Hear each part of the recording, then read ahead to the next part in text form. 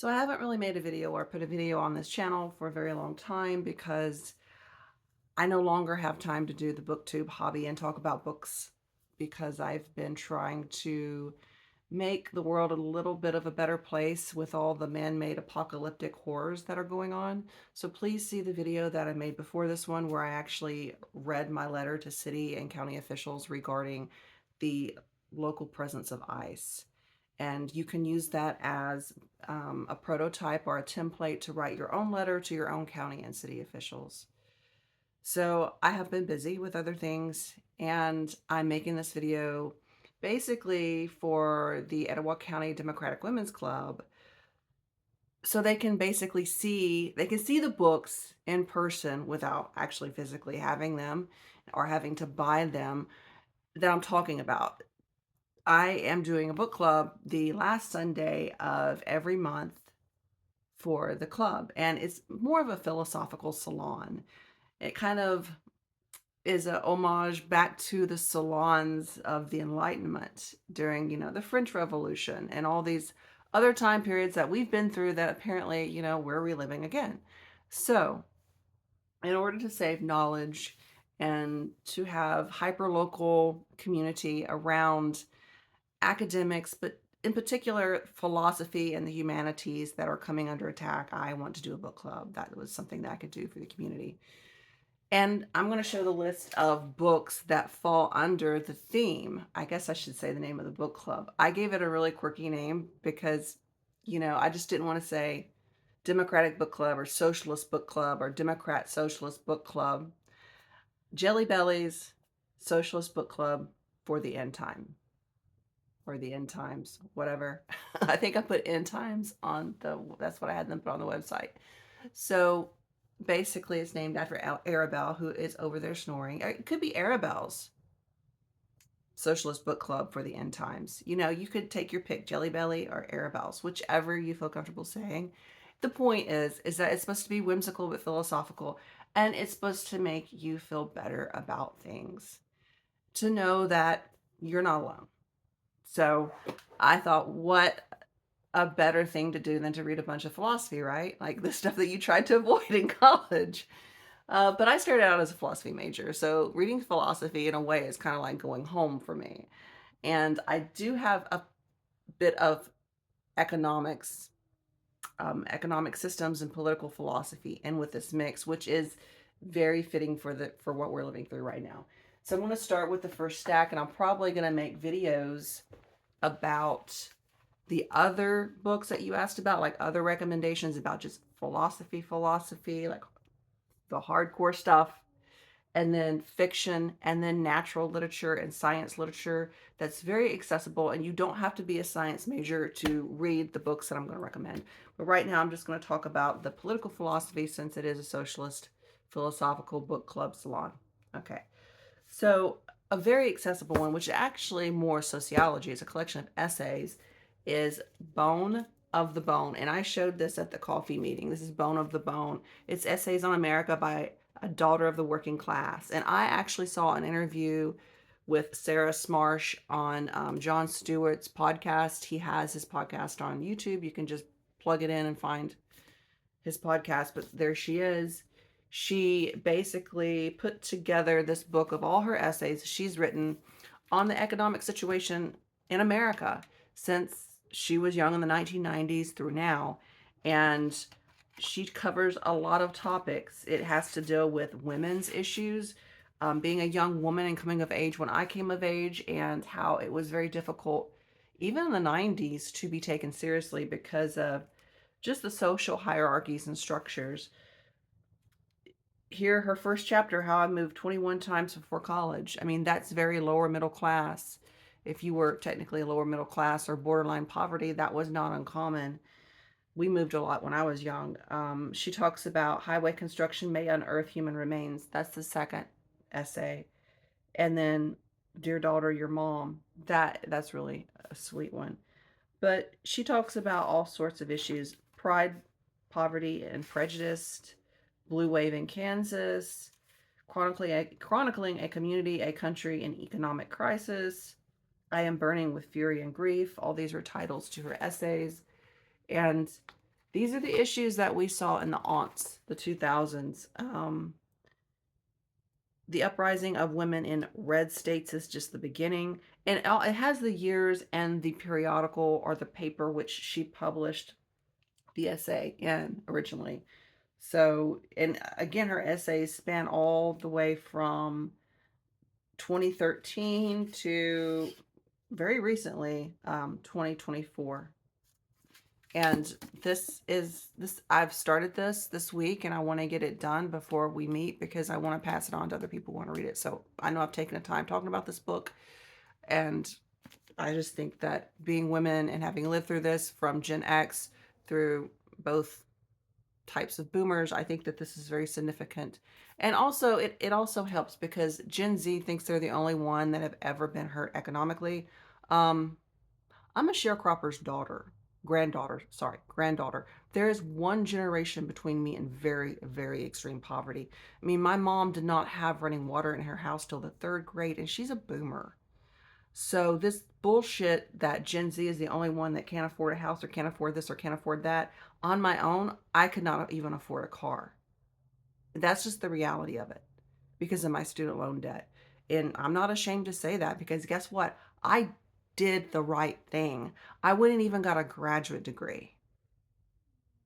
So you're not to blame if capitalism is beating you up. It probably means you're a really good person who gave a lot when you had nothing or nearly nothing to start out with.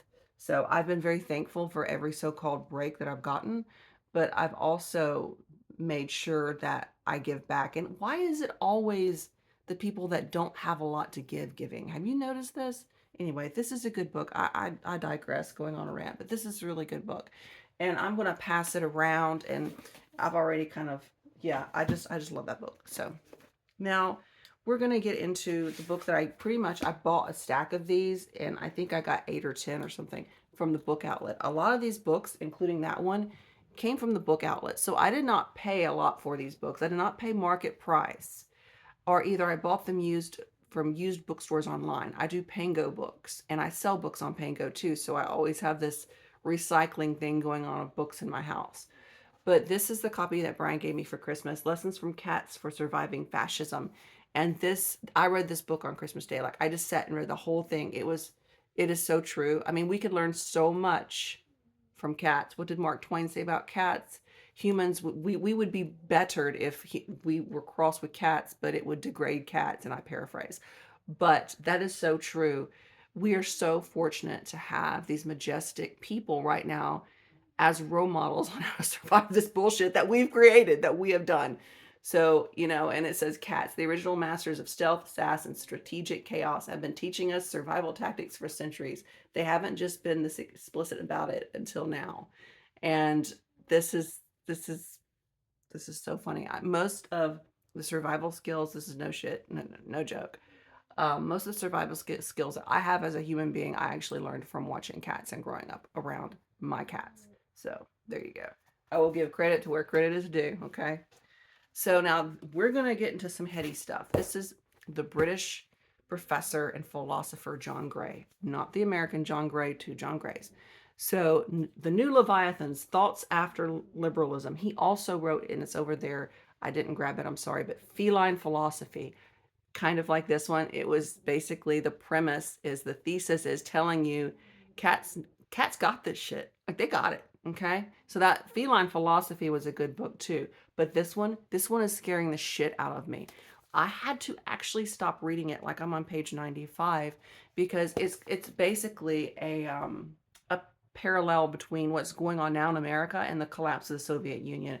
And those of you who were adults, I was a kid in the 1980s, like a grade school kid, but a lot of my friends are much older, are boomers.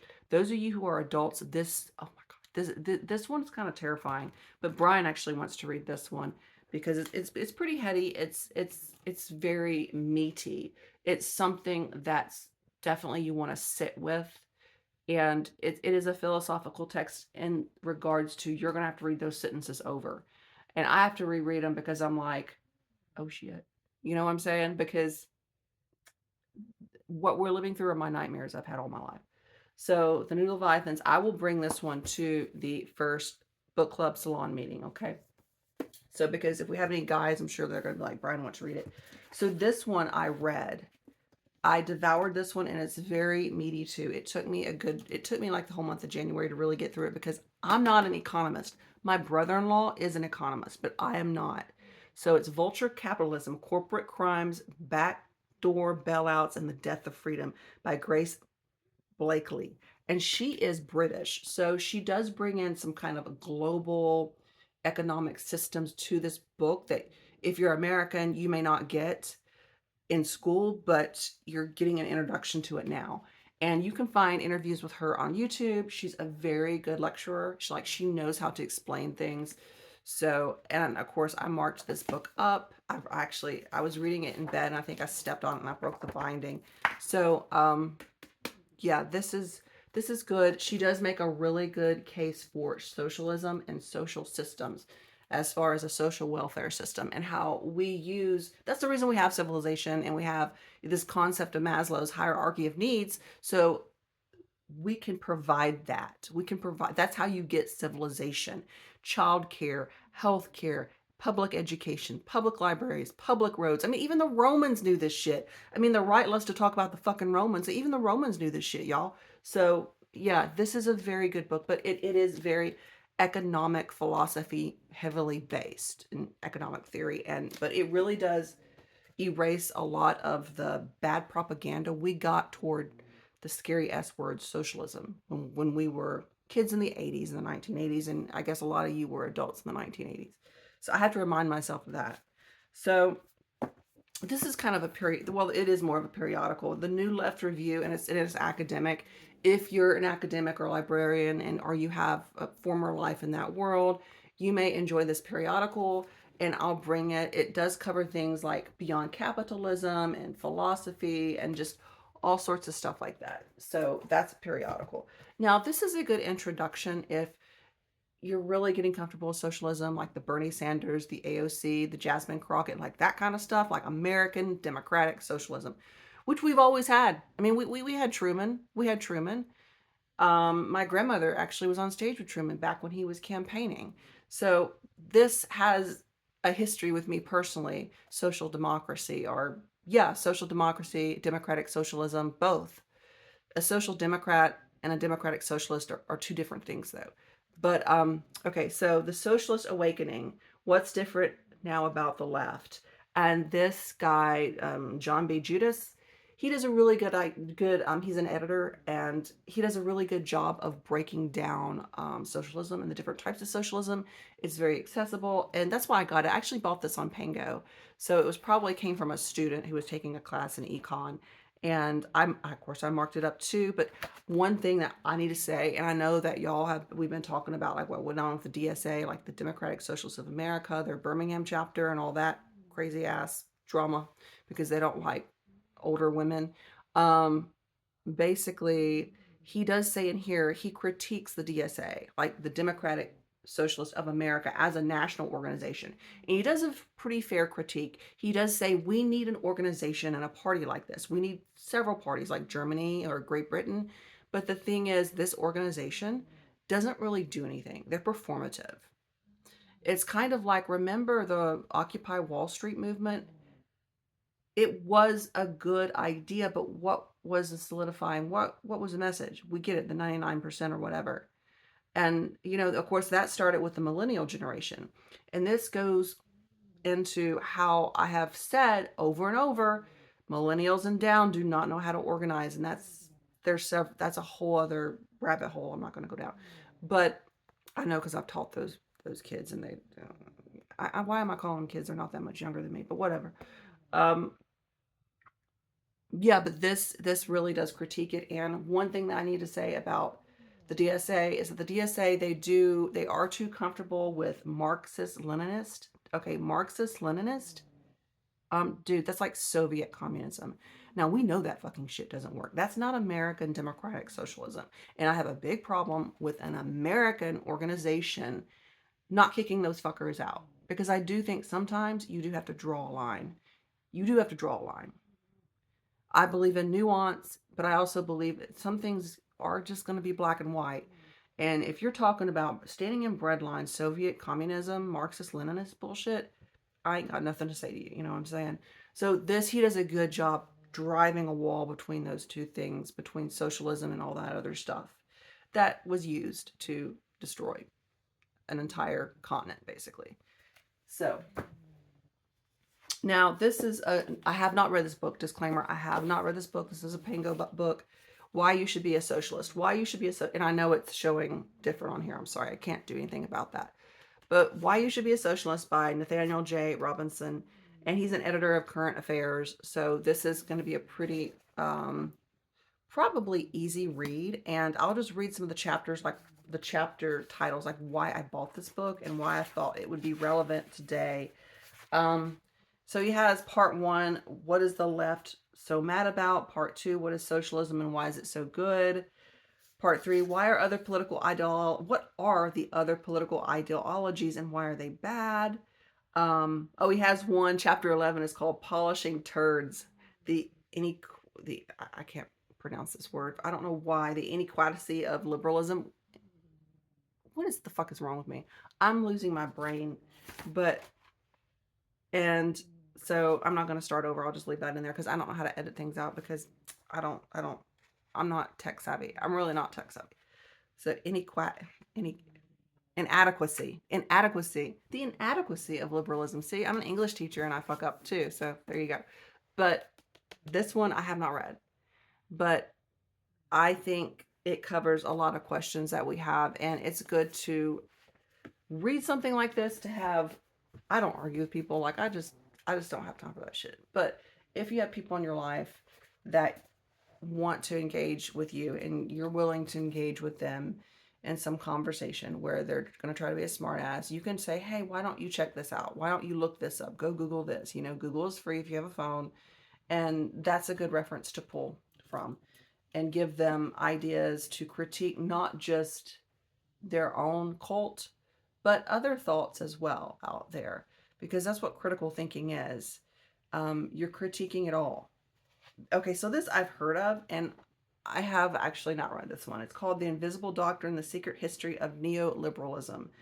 I told you there'd be some political philosophy in here, but I'm actually going to read this book. It's pretty much, I think, a staple. So The Invisible Doctrine, you know, neoliberalism, the way that we use the word liberal as academics and what it means in the American consciousness usually is two different things. Liberalism and neoliberalism, you know, that it gets really,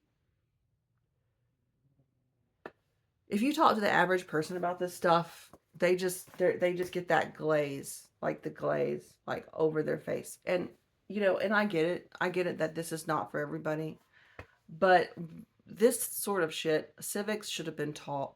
Econ should have been taught at the high school level. I mean, you should be getting, why make kids stand up and say the Pledge of Allegiance and not teach them anything about what they're supposed to believe in?